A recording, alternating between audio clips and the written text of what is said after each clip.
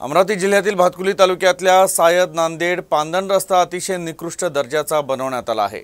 पावसाचे दिवस पाहता या रस्त्याची पुन्हा दुरावस्था होण्याची शक्यता नाकारता येत नाही। त्यामुळे कंत्राटदारावर कारवाई करावी अशी मागणी शेतकरी संघटनेचे अध्यक्ष नितीन कदम यांनी केली आहे। शेतीची वहिवाट सोयीची व्हावी, शेतीच्या मशागतीसाठी यंत्र उपकरणं शेतीपर्यंत नेणं सोयीचं व्हावं, शेतमालाची वाहतूक सुरळीत व्हावी यासाठी ग्रामीण भागात पांदण रस्ता अभियान शासनाकडून राबवलं जात आहे। आसरा ते नांदेडा पांदण रस्त्याचे 24,88,000 रुपयांचे बांधकाम मंजूर करण्यात आलं आहे।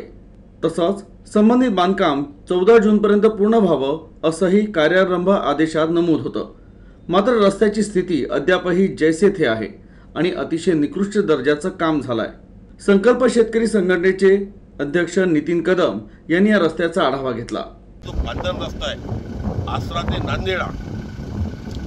आज ची तारीख आहे 18 तारीख आहे, याची डेट होती 14 तारखेला। आज शासनाने 24,88,950 रुपये याच्यावर अजून खडीकरण नाही आहे, मुरुम नाही आहे, काहीच नाही आहे, फक्त मातीनं रोलिंग फिरून हे आहे।